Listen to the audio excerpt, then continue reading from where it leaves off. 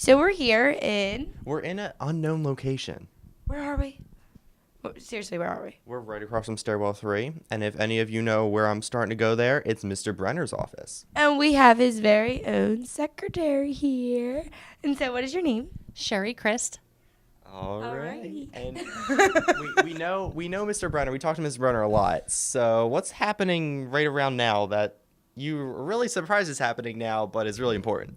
Scheduling! Yeah. Ben, you don't have to schedule classes this year. It feels so weird not having to pick classes next year. It makes me actually maybe upset a little bit. Like, I might shed a tear. Yeah, me too. I'm not because I had to schedule.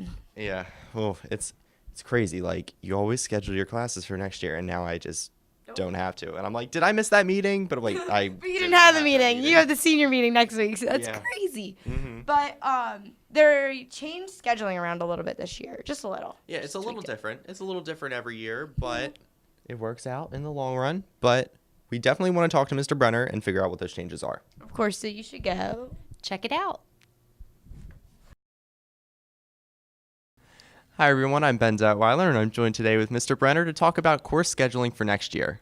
So thanks for being here today. Thanks for having me. So first question, how is scheduling changing for the next year? Well, we've simplified the process. So we're going to ask our teachers to enter their core subjects, our math, our English, our social studies, and our science, and then the students are going to choose their electives.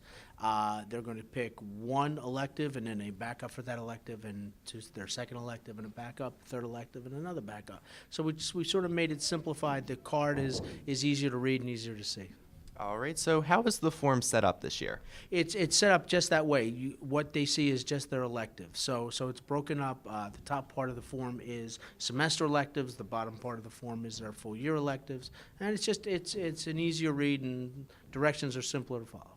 All right, can you explain the process of selecting classes for next year? Process is quite easy. Actually, you determine what electives you want.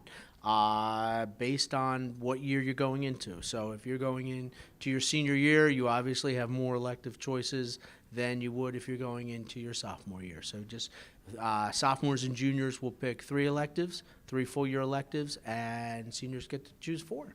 All right, can you highlight any new courses that are being offered here? Actually, we have a couple new courses. We're continuing with the wingspan, so we're offering school publications too. We are offering a course called Foundational Marching Band, which we're real excited about. There's going to be a guitar ensemble, and we have started 4 years ago with putting weighted honors in our world language courses. So this is the final year. So our 4th year, we will be offering weighted honors for our Spanish and French classes. All right, where can students view information about each course? That's in the program of studies.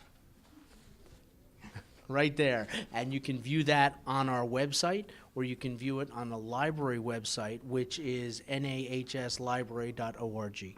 All right, and when I was paging through the program of studies, I saw a lot of prerequisites. Why are those in place? Well, in order to be successful in a course, let's take pre-calculus. So in order to be successful in pre-calculus, you have to take Algebra 2, because that's the basis of it, and you also need geometry. So you need those 2 courses before you can be successful in the third. All right, how can a student's parents be involved in scheduling? They can check out the program of studies. They can talk to their students about their electives. They can look at the course cards when they come home. All right, is there any potential for keystones to affect scheduling for next year? Absolutely. If a student is not proficient on their keystones, they will take a keystone enrichment course. Now, we offered the algebra keystone enrichment course this year. Next year, we'll be offering keystone enrichment courses for literature and biology.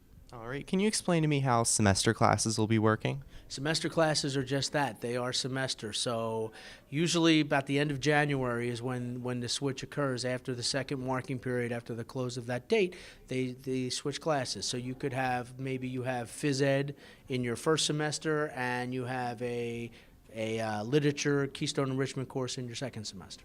All right, will students have to have a backup for each semester course? They should have a backup for every course, because if they don't get that course they should be able to choose what they want.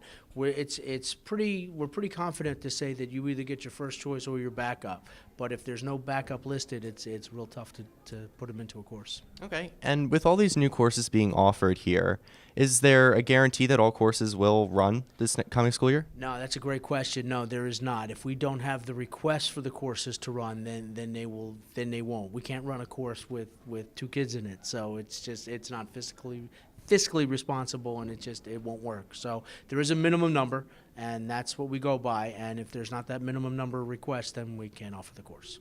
All right. How has the weighting system for various classes changed? As far as grading. Yes. Okay, so with the class of 2019, our incoming freshmen, there is a change in how their GPA is calculated, and that we can say for another interview, but it just affects our incoming freshmen. All right. So where can someone go to view the program of studies? Again, the program of studies is viewable on the school website, or just go to the NASD website, then where it says select a school, choose Norristown Area High School. It's the first option on the left under quick links, or you can go to the library website, which is nahslibrary.org. It's also available there. Can you tell me when these course cards are due and where students can take them? Course cards are due on Tuesday, February 17th, and if they're finished early, they can take them to their English teacher, drop them off to their English teacher. But classes to go down to the library to enter the courses will start on Tuesday. And you have to have your card to enter your courses.